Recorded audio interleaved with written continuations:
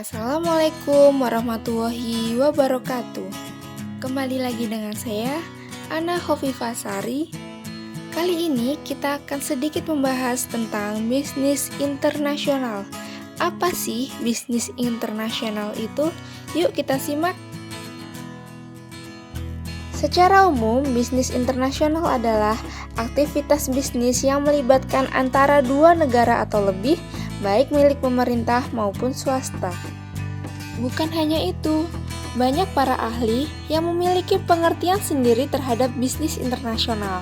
Yang pertama ada John D. Dennis tahun 2013. Menurutnya, bisnis internasional adalah sebuah kesatuan yang terdiri dari segala bentuk transaksi komersial yang dilakukan oleh dua negara atau lebih. Yang kedua, ada pendapat dari Ruckman dan Hodges tahun 1995. Mereka mengatakan bahwa bisnis internasional adalah segala bentuk transaksi yang terjadi di lintas batas negara untuk memenuhi kebutuhan individu maupun organisasi. Lalu ada lagi pendapat Griffin dan Puste tahun 1996.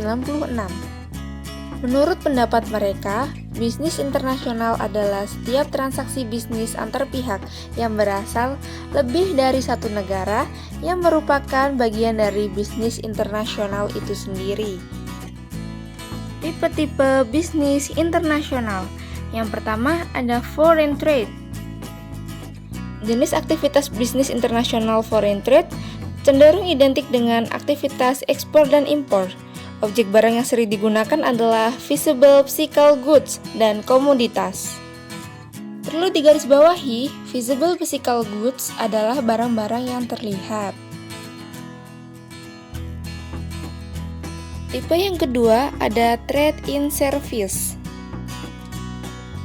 Trade in service merupakan kegiatan bisnis internasional yang objek barangnya juga berupa tangible goods. Objek tersebut dapat berupa asuransi, perbankan, hotel, konsultan, dan lain-lain. Tipe yang ketiga ada portfolio investment. Portfolio investment merupakan kegiatan bisnis internasional dalam bentuk investasi keuangan di negara lain. Biasanya, investor memberikan dalam bentuk hutang atau modal. Tipe yang keempat ada direct investment. Direct investment merupakan kegiatan bisnis internasional yang dibedakan dari tingkat pengawasan suatu proyek antara perusahaan dengan investor. Biasanya, tingkat pengawasannya dapat bervariasi, mulai dari tingkat pengawasan penuh dan sebagian. Manfaat bisnis internasional bagi perusahaan.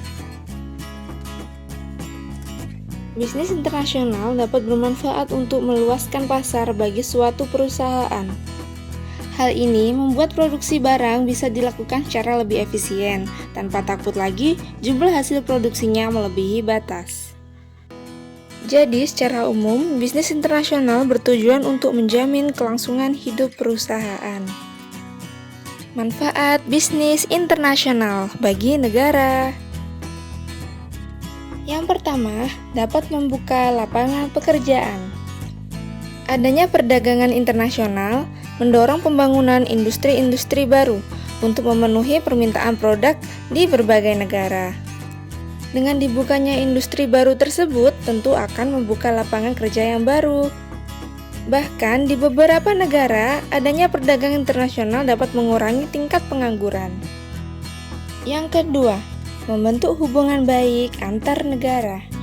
Dengan adanya hubungan antar negara yang baik, kerjasama yang dilakukan tentu berpotensi berkembang ke banyak sektor perdagangan. Selain itu, kerjasama yang dilakukan juga bisa berpengaruh dalam bidang lainnya, seperti budaya, politik, pendidikan, teknologi, ataupun militer.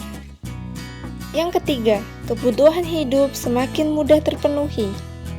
Dengan adanya perdagangan internasional, hal ini memudahkan setiap negara bisa memenuhi segala kebutuhan yang belum diproduksi secara lokal atau di dalam negeri. Yang keempat, transfer ilmu pengetahuan dan teknologi. Adanya perdagangan internasional yang berperan sebagai sarana penyebaran ilmu pengetahuan dan teknologi terutama di negara maju ke negara berkembang. Hambatan dalam memasuki bisnis internasional. Yang pertama ada batasan perdagangan. Biasanya batasan perdagangan adalah ditariknya tarif bea cukai.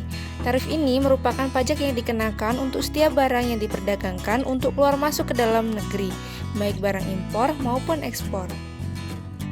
Hambatan yang kedua yaitu perbedaan bahasa dan kultural. Bahasa merupakan alat komunikasi yang vital untuk menjalin relasi dan kerjasama di negara lain, baik secara lisan maupun tertulis. Hal ini tentu menghambat kelancaran bisnis internasional. Hambatan yang keempat ada kondisi politik dan hukum. Hubungan politik yang kurang baik antara satu negara dengan negara tertentu juga bisa menghambat bisnis internasional. Karena terbatasnya juga hubungan bisnis dari kedua negara tersebut, selain itu, ketentuan hukum undang-undang yang berlaku di negara tersebut juga bisa membatasi berlangsungnya bisnis internasional. Yang terakhir, hambatan operasional. Hal ini mencangkup masalah operasional seperti transportasi atau pengangkutan barang, peraturan atau kebijakan negara lain, dan perbedaan tingkat harga upah. Sekian dulu video dari saya tentang gambaran umum bisnis internasional. Sampai bertemu di next video.